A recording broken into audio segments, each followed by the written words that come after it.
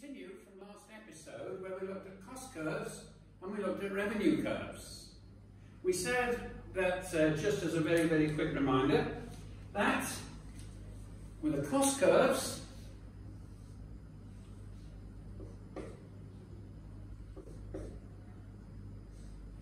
price and cost on the same element on the same axis and output on the other for a particular firm. For example, Joe who makes his falafels. Now, Joe's cost curve is, that means how much does it cost on average to produce a falafel will look like this, as we said in the last episode. Right, we'll label it ATC. So that if Joe produces, let's say, 1,000 falafels a year, that's how much it will cost him in average to be able to produce a falafel. If he produces 10,000 falafels a year, it will cost him perhaps this amount. But if he's producing 100,000 falafels a year, it might cost him that amount. And we said also in the last episode, we introduced the laws of diminishing returns. Now, the laws of diminishing returns we said as follows. If you have one factor of production, which in this particular case is land, you've got the same size as the shop, that shop being land. One factor of production is constant, and you constantly add elements of another factor of production, like, for example, you produce more and more falafels, right? You're adding capital. Right? The capital being the raw materials that you are. What's going to happen is as follows. In the beginning, it will go faster and faster. But then it gets to a point where, right, to produce the extra one is going to be slightly more expensive. It might be that your workers may not produce so much. When you have to have more workers, each worker isn't going to be producing so much. Or things can go wrong, or any other reasons. In other words, the law of diminishing return sets in. And as you produce more and more, it might get cheaper and you might get more and more falafels being produced, but not quite at the same rate and not quite as profitably. That is the law of diminishing returns. That beyond a certain level, if you put strain on something, it will give you more and more, but not quite at the same rate. An example would be if, for example, you study. Right? Your fixed capital, if you like, is the fact you've had a good meal. The fact that you're fit, the fact that you're there, that's your fixed. Your variable is how many hours have you actually put in to study. Right? By the time you studied hour 1, hour 2, hour 3, you've covered a fair amount. What happens when you've actually come to hour 4? You begin to get a bit tired. You're certainly producing more. Right, the total production is greater, but you are producing less in hour 4 than you were in hour 3. That's a diminishing return. Now we do another hour. You're producing less in hour 5 than you did in hour 3 and hour 4, and even less than in hour 3, certainly less than in hour 3. So as you produce more and more, right, you're not getting the same total increase, rate of total increase, than you would have done previously.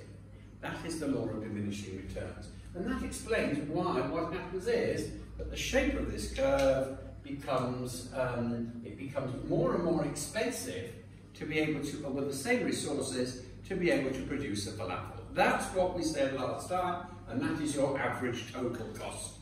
Remember that making up the total costs includes fixed costs, which you pay only every now and again, and variable costs, which Joe will have to add more variable costs with every additional falafel that he produces. So far, so good. That's where we got to last time.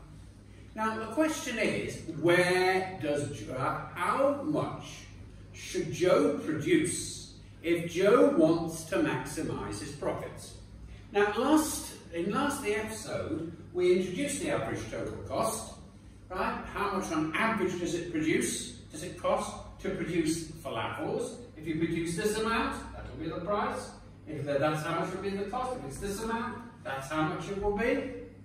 It would follow logically that that is where he should start producing. And where the costs are at their lowest, if he wants to maximise the profits. Whether that's true or not, we don't yet know, because we need to know a lot of other information. The first information we need to know is what's his revenue. And in the last session that we looked at, we said that the industry is the price maker, the firm is the price taker.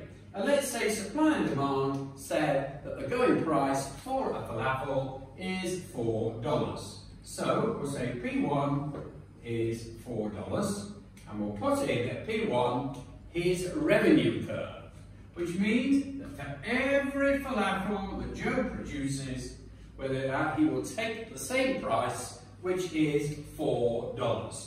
And we call that the marginal revenue. Why is it marginal? Marginal means how much money will he get for the last one that he produces. So if this is 100,000, he does 100,000 a year. And for 100,000 a year, for each one, he's going to get 4. Then he produces an extra one. That's another $4 in his pocket. So therefore, his marginal revenue, how much he got for producing the extra one, is $4. As we will see, this only holds true for perfect competition.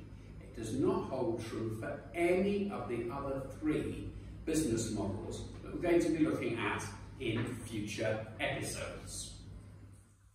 The question is, how much does he produce? Now, if he produces here at P1, price 1, let's say he produces an output 1. Now, at this point, he is making a normal profit because that is where price equals, this is where total cost equals total revenue. And where the amount that you have to pay is the amount that you actually get back, right? Then it means that you're in business. That means that you've covered, you haven't made any abnormal profits. Easy to do it the other way around. Total revenue equals total cost. But what you've done is that your revenue has covered the cost. Likewise, if you produce O2 amounts, right, it's going to be exactly the same. Because at this particular point, where average total costs touch the marginal revenue, that means that it costs on average this amount $4 to be able to produce a falafel. And when we say his costs, remember, it's not just including his land, his labour and his capital, right? You have to include, of course, he has to pay himself a salary as well. So therefore at 0.01 and at 0.02, right, Joe is making his normal profits. But he wants to do better than that. Now if he wants to do better than that, he's going to have to produce it possibly at a point, he should be producing at a point, which is below the average, below the marginal revenue. Right? Because if he can produce, for example, at 2.5, there we go. See, even when it's planned, things go wrong. When he can produce at 2.5, he's going to be getting $1.50 profit on everything. The question is, where does he stop production? It is tempting to think that he'll produce it at the lowest point on the ATC. But as we're going to see now, this is not necessarily true. And the reason is, we're going to have to add another factor in which we haven't considered. We've looked at average total cost. Right? We've also looked at marginal revenue. Average total cost being, right, at this particular point of output, how much does it cost on average to produce a falafel? But marginal revenue is, at this point of output, how much does it get, which is always the same. But we're going to introduce a third thing, which is called marginal cost.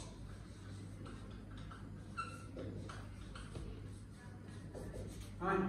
Or for short, MC. Now MC, well, what MR is for revenue, MC is for cost. For every new falafel, he's going to take the same amount, $4. But when we come to marginal costs, there's how much did it cost him to produce the last falafel that came off his production line. Now let's say at this point, here, his marginal cost might have been $3. But then he produces another one, and that's more expensive.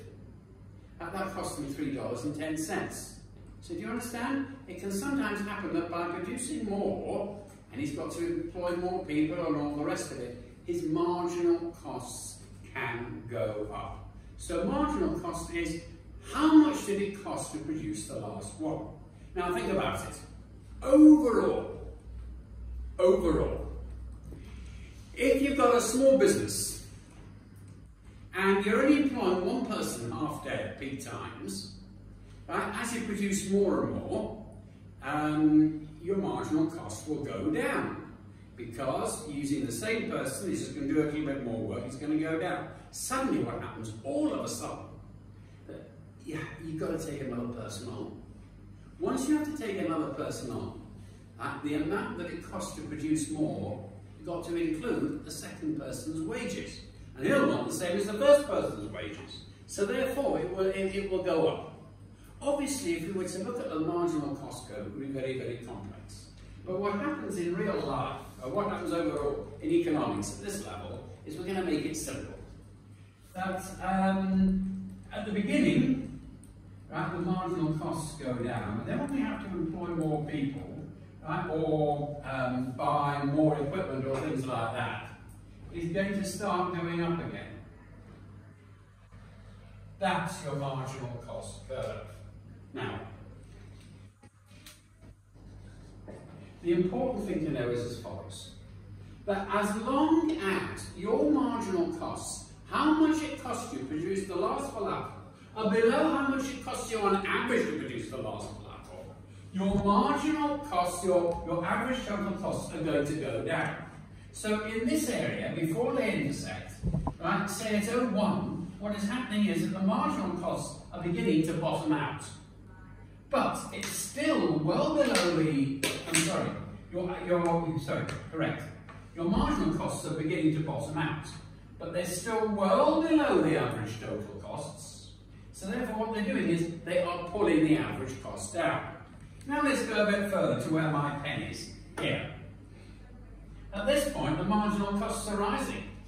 But what is happening is the average total costs are going down. But the reason that they're still going, the average total costs are going down, is because even though the marginal cost is rising, it's still below the average total cost. And as it is below the average total cost, it will produce the average down, it will bring the average down. Which means that always the marginal cost intersects with the average total cost at the lowest point of the average total cost as shown in this diagram. So we would like to think that production might stop here at the bottom of the average total cost. But that's not true. Not in this case. For the following reason.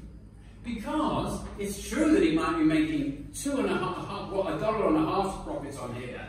But why stop? Because here, the marginal costs are higher, but they're still below the marginal revenue. So he's still going to get $1 profit. Why throw away profits? It's true he's not getting $1.50, but if somebody offers you $1.50, and then he says to you, would you like another $1? You're not going to say no, are you? He's not taking anything away from you. You will continue to produce to the but. What happens if we're here? Up there, right? Then what's happening is that he's actually losing. Here it might cost him $4.25 to produce a falafel, and he's only getting 4. He's not going to produce at that point.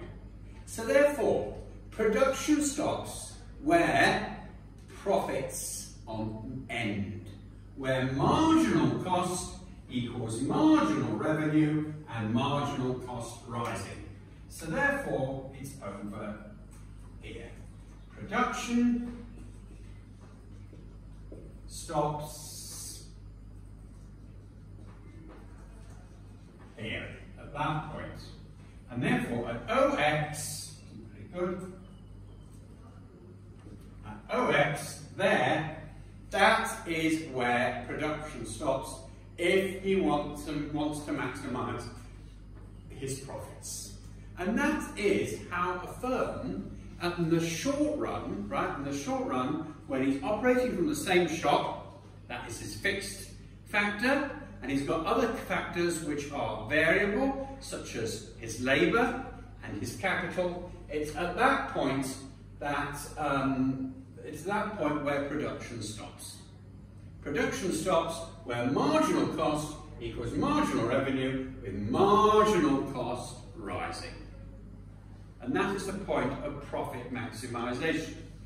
Which means that if he produces anywhere between 0.1 and 0x, he's making an abnormal profit, but he's not maximising his profit. If he produces anywhere between 0x and 0.2, he's also making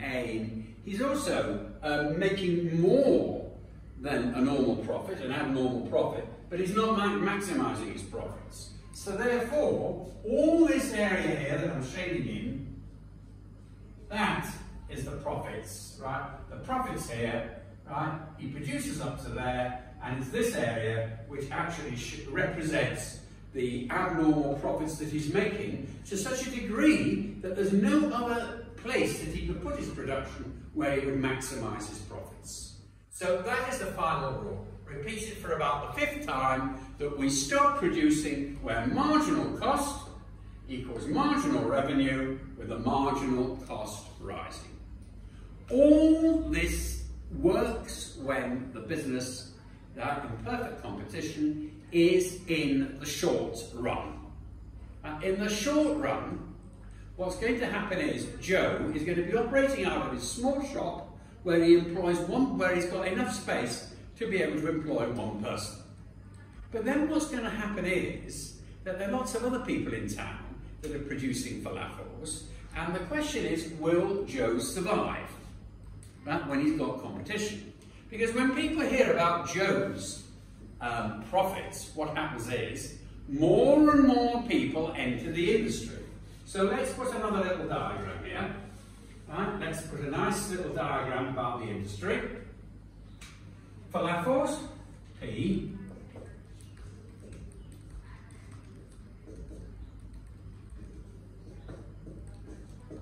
Right, so that is where P1 fixes the price, right? Because that's the supply. But then everybody hears that Joe's making a nice super profit, a nice abnormal profit, and they say, we want to produce falafels as well. You see what happens?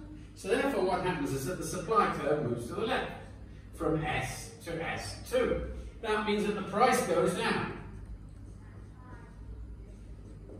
And as the price goes down from P1 to P2, that means that Joe can no longer take 4 shekels on every falafel, because there are too many people in the business. Right? Remember, the industry has made a new price. Joe has got a choice of either taking that new price or having to perhaps close his business down. Fortunately, in this case, he'll just get away with it. Right? The marginal revenue has gone down from MR1 to MR2. Right? It's gone down. And the only place where Joe can actually produce is where the marginal revenue forms a tangent to the ATC, where marginal cost equals marginal revenue is just at that one point where Joe is able to just about get by in business. You can forget about maximising his profits. All that profit has been competing away, and the production will be right. If the price has gone down from P1 to P2, he'll just about be able to hang on. If he produces instead of at OX1, he'll be producing at OX2. Right? And that's how Joe, in maximising his profits, is making just about enough profit to be able to stay in the business. Up to here, that is the situation in the short term. Now, let's say that Joe is lucky. He's got his business the right size. But there are other people that are competing with him that may be not as fortunate as Joe. Let us now go forward and look at in the short run, right, which is when they first go into the business, and in the long run when, ceteris paribus, everything else is the same, more and more people enter the business and force the marginal revenue down. Who's going to survive at the end? And the answer is that the person that's going to survive at the end is the person who's got his business to the right scale. Let us now get a new set of diagrams to show that. We'll take this off the board, and we're going to change the heading. We're going to add to the heading, perfect competition in the long run.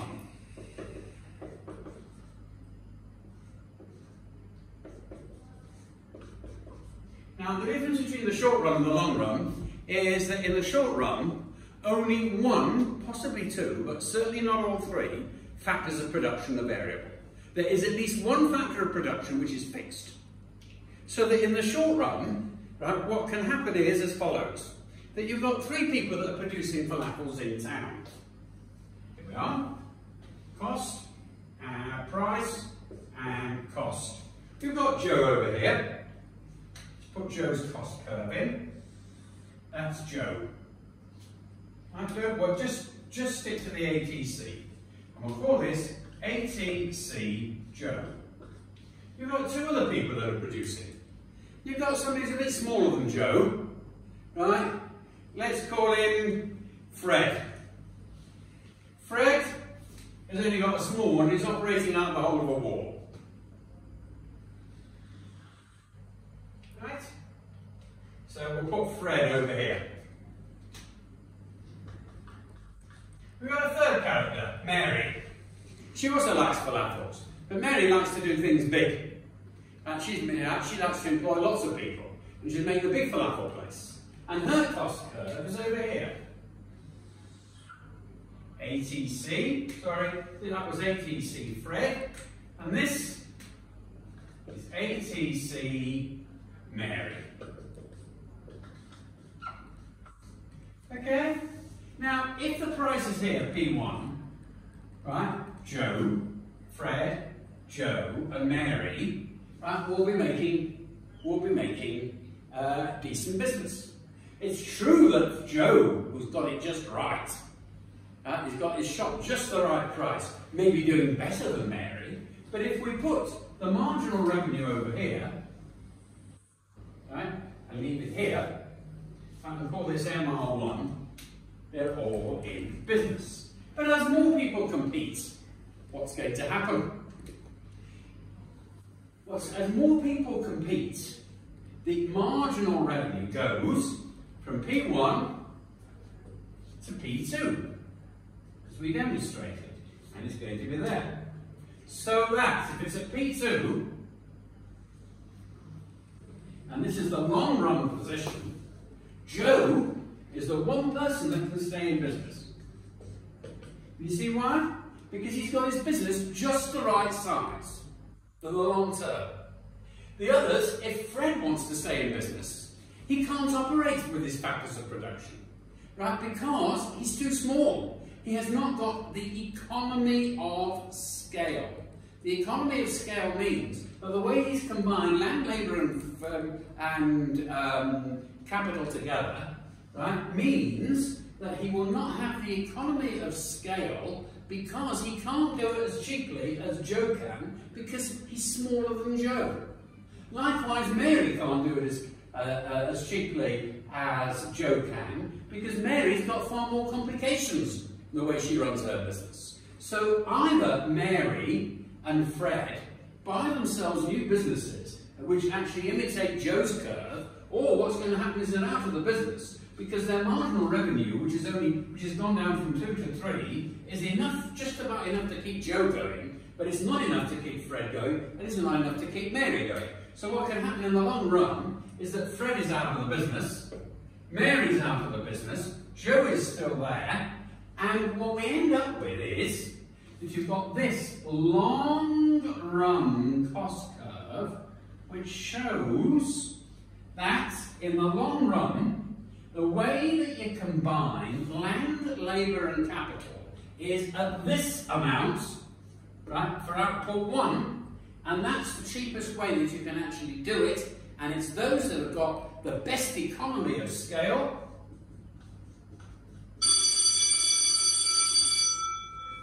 who will be able to get the abnormal profits, or not the abnormal profits, the normal profits to stay in the business. So to be able to summarise, once the business is in this way, falafel's gone down in price.